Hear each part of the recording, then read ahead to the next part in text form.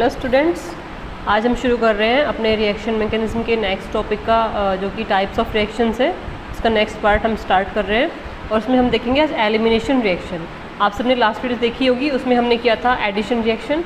इसके बाद हमारी जो है सब्स्टिट्यूशन रिएक्शन, एडिशन रिएक्शन दोनों कंप्लीट हो चुके हैं। अब हम आज देखेंगे elimination reactions. So mechanism of elimination reactions में क्या होता है, दीज रिएक्शंस और also divided into two classes. E2 reaction, जैसे हमने सब्स्टिट्यूशन में देखा था SN2 एंड SN1, इसी तरह से एलिमिनेशन के भी टू टाइप्स होते हैं, E2 reaction and E1 reaction.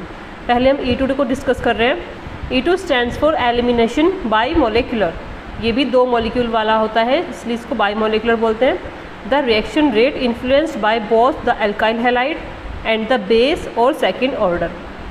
Means इसमें जो होता है, एक तो इसका जो रिएक्शन का रेट होता है वह सबस्ट्रेट और जो न्यूक्लियोफाइल होता है, एल्काइल हैलाइड होता है, और जो बेस यानी कि जो इस पर अटैक करता है, उन दोनों पे ही डिपेंड करता है, उन दोनों की कॉन्सेंट्रेशन पे डिपेंड करता है, जिस वजह से इसको हम सेकेंड ऑर्डर रिएक्शन कंसिडर कर सकते हैं और साथ ही साथ ये बाईमोलिकुलर रिएक्शन हो जाती है। E2 typically uses a strong base, it needs a chemical strong enough to pull off a weakly acidic hydrogen. यानी इसमें एक स्ट्रॉन्ग बेस यूज़ होता है जो कि एक वीक एसिड का हाइड्रोजन को निकाल सकता है, एलिमिनेट करा सकता है। A good leaving group is required because it is involve in the rate determining step. Means जैसे कि रिएक्शन में अभी मैंने बताया कि एक स्ट्रॉन्ग बेस होगा जो वीक एसिड से हाइड्रोजन को रिमूव कराएगा, यानी उस पर अटैक करेगा और उससे हाइड्रोजन रिमूव होगा, यानी एलिमिनेट होगा, जैसे कि इसका नाम है एलिमिनेशन रिएक्शन। तो इसका जो रेट डिटरमाइनिंग स्टेप होता है वो क्या होता है, एलिमिनेशन वाला, यानी जितनी इजीली कोई भी एटम या मॉलिक्यूल उसमें से एलिमिनेट होगा उतनी ही जल्दी से ये रिएक्शन कंप्लीट होगी। यानी जो लिविंग ग्रुप होगा वो कैसा होना चाहिए, वो लिविंग ग्रुप इस तरह से होना चाहिए कि वो आसानी से बॉन्ड टूट करके अलग हो जाए। यानी a good leaving group is required because it is involve in the rate determining step. E2 is the one step process with the transition state. यानी जो एलिमिनेशन का E2 होता है टाइप, ये सिर्फ एक ही स्टेप में कंप्लीट हो जाती है, जिसमें कि एक ट्रांजिशन स्टेट आती है जो बहुत ही शॉर्ट टाइम ऑफ पीरियड के लिए बनती है और कोई सिग्निफिकेंट नहीं होता, उसको हम अलग नहीं कर सकते। Typically undergone by primary substituted alkyl halides but is possible with some secondary alkyl halides. यानी ये जो रिएक्शन होती है E2, ये ज़्यादा से ज़्यादा प्राइमरी जो होती है, प्राइमरी एल्काइल हैलाइड होती है, वो बहुत जल्दी से देती है, लेकिन जो सेकेंडरी एल्काइल हैलाइड होती है वो थोड़ी सी मतलब इससे कम रेट से होती है, लेकिन वो भी कंप्लीट कर देती है। टर्शरी जो एल्काइल हैलाइड होती है उसमें कुछ प्रॉब्लम आती है E2 रिएक्शन, E2 मैकेनिज्म में। Because E2 mechanism results in formation of a pi bond, the two leaving groups often a hydrogen and a nitrogen need to be anti पैरी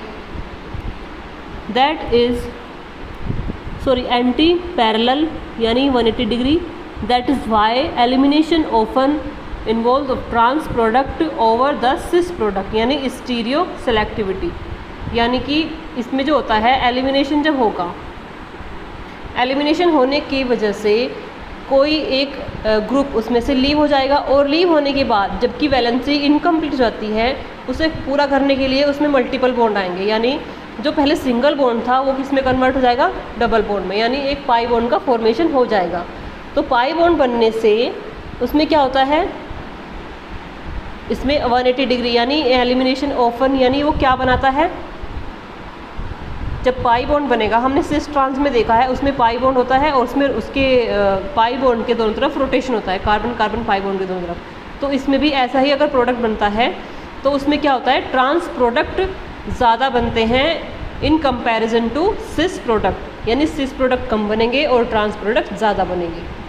ठीक है, और सिस और ट्रांस में डिफरेंस ये हम वैसे तो पढ़ चुके हैं, लेकिन एक बार जब हम स्टीरियोकेमिस्ट्री डिस्कस करेंगे तब हम अच्छे से इसको डिटेल में डिस्कस करेंगे।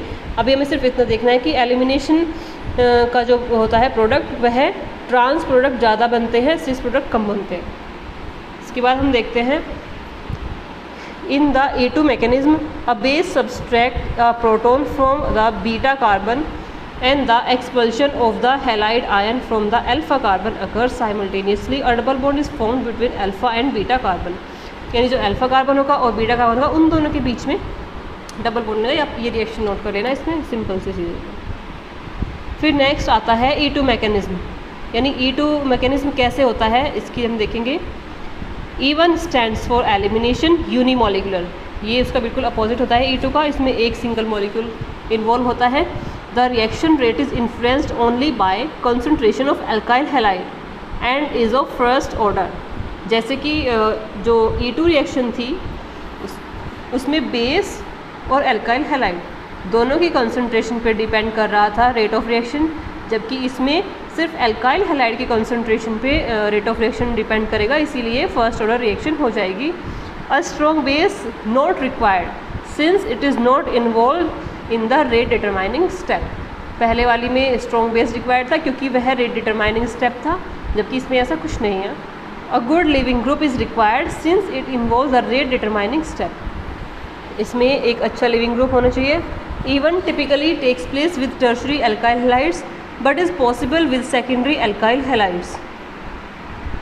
जैसे कि E2 मैकेनिज्म जो था वो ज़्यादा फास्ट कौन सी एल्काइल हैलाइड का रिएक्शन कर रहा था, प्राइमरी के, और उसके बाद सेकेंडरी, जबकि E1 क्या होता है, वह सिर्फ टर्शरी एल्काइल हैलाइड्स में ही रिएक्शंस शो होती है। E1 रिएक्शंस किस में शो होती है, सिर्फ टर्शरी एल्काइल हैलाइड्स में, और कुछ एक सेकेंडरी एल्काइल हैलाइड में भी हो सकती है।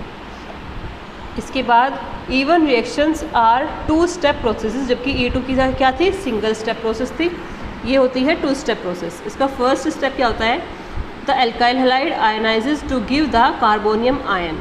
सबसे पहले एल्काइल हैलाइड का आयनाइजेशन होगा और हमें कार्बोनियम आयन मिलेगा, और इसमें भी more stable carbonium ion form होगा, इसकी वजह से ये टर्शरी एल्काइल हैलाइड्स में ज़्यादा होती है ये reaction.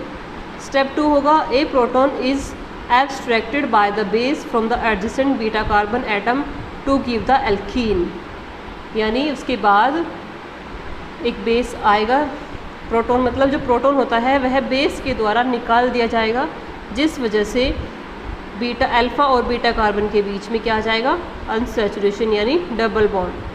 Unlike A2 which requires the proton to be anti to the leaving group, E1 reactions simply require a neighboring hydrogen.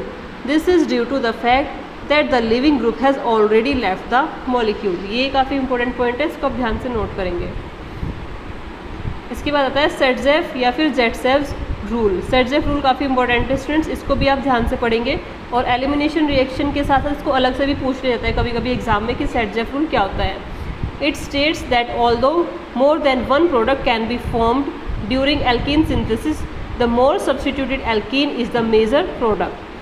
This infers that the hydrogen on the most substituted carbon is the most probable to be deprotonated, thus allowing the most substituted alkene to be formed। यानी जितनी ज़्यादा alkene में branch होगी, मोर branch alkene more stability, यानी कि इसमें ये बोला गया है कि एलिमिनेशन उस वाले कार्बन से होता है जहाँ से नंबर ऑफ ब्रांचेस ज़्यादा बनती है एल्कीन में। आप इस रिएक्शन में इसको एग्जांपल से अच्छे से समझ सकते हैं। इसमें जो फर्स्ट प्रोडक्ट बना है 1-ब्यूटीन, इसमें पहले नंबर पे डबल बॉन्ड है, इसकी वजह से देखते हैं इसमें कितनी ब्रांच बनी है। फर्स्ट कार्बन पे 2 हाइड्रोजन है और सेकेंड कार्बन पे एक मिथाइल ग्रुप है, साथ ही साथ एक कार्बन भी है। जबकि दूसरे वाले प्रोडक्ट में क्या होता है, इसमें फर्स्ट कार्बन में भी एक मिथाइल ग्रुप, एक हाइड्रोजन, और सेकंड वाले कार्बन से भी एक मिथाइल ग्रुप और एक हाइड्रोजन। तो इस वजह से सेकंड वाली जो एल्कीन बनती है वह उसकी अमाउंट ज़्यादा होती है, यानी कि ये ज़्यादा ब्रांच है, इसमें ब्रांचेस ज़्यादा होती है। तो यही सेटजेफ रूल बोलता है कि जितनी ज़्यादा सब्स्टिट्यूटेड कार्बन होगी उतनी ही ज़्यादा वह डीप्रोटोनेटेड हो सकती है। इसके बाद हमारा नेक्स्ट टाइप आता है rearrangement reactions. So rearrangement reactions में क्या होता है, rearrangement reactions involve the migration of an atom or group of atom from one side to another within the same molecule. The product is always the structural isomer of the original compound. Rearrangement नाम से ही पता है कि एक जगह से दूसरी जगह शिफ्ट होना मॉलिक्यूल का। जैसे विनाइल अल्कोहल है, इसमें जो OH ग्रुप है इसका हाइड्रोजन जो है वो दूसरी जगह शिफ्ट हो जाएगा, और साथ ही साथ कार्बन और ये जो डबल बॉन्ड है ये भी शिफ्ट हो जाएगा कहाँ पे, कार्बन और ऑक्सीजन के बीच में, यानी क्या बन जाएगा, इथेनॉल से एल्डिहाइड बन जाएगा। ठीक है, हाइड्रोजन की शिफ्टिंग हुई है, रीअरेंजमेंट किसका हुआ है इसमें, हाइड्रोजन का यानी प्रोटॉन का। इसकी वजह से डबल बॉन्ड में भी चेंजेस आए हैं और प्रोडक्ट कम्प्लीटली चेंज हो जाता है। इसके बाद एक बहुत इंपॉर्टेंट रिएक्शन आती है रीअरेंजमेंट वाली, इसको बोलते हैं Fries rearrangement reaction. The reaction of an aryl ester with Lewis acid यानी AlCl3 catalyst followed by an aqueous acid to give phenols is known as Fries rearrangement. यानी इसमें एक ल्यूइस एसिड होता है जो AlCl3 होता है, जो कि कैटलिस्ट की तरह काम करता है, यानी रिएक्शन की रेट को बढ़ा देता है। और वो जब एराइल एस्टर यानी कि जो कि एरोमेटिक एस्टर होता है उस पर जब अटैक करता है तो जो प्रोडक्ट बनता है उसमें रीअरेंजमेंट होता है। इस सबसे पहले इसमें ऑर्थो प्रोडक्ट हमें मिलता है, ऑर्थो प्रोडक्ट के साथ साथ हमें क्या मिलता है, पैरा प्रोडक्ट। रीअरेंजमेंट के बाद ऑर्थो एंड पैरा प्रोडक्ट हमें मिलते हैं, जिसको हम बोलते हैं फ्राइज रीअरेंजमेंट रिएक्शन। ये रिएक्शन काफ़ी इंपॉर्टेंट है, इसको आप नोट करेंगे ध्यान से। फिर उसके बाद आता है इसका mechanism. The mechanism begins with the coordination of ester to the Lewis acid followed by rearrangement which generates an electrophilic acylium ion। यानी जब जो AlCl3 होता है जब वो इसके साथ में जुड़ता है, कोऑर्डिनेट होता है, तो इससे जो एस्टर ग्रुप होता है वो अलग होता है, अलग हो जाता है, जिससे इलेक्ट्रोफिलिक एसाइलियम आयन प्राप्त होता है हमें।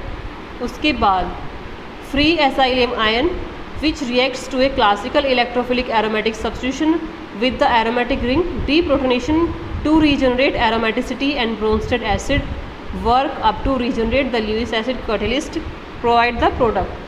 A low reaction temperature creature favors para substitution and with high temperature the ortho product। यानी इसमें में जो ऑर्थो एंड पैरा प्रोडक्ट मिलते हैं वह टेम्परेचर पे डिपेंड करते हैं।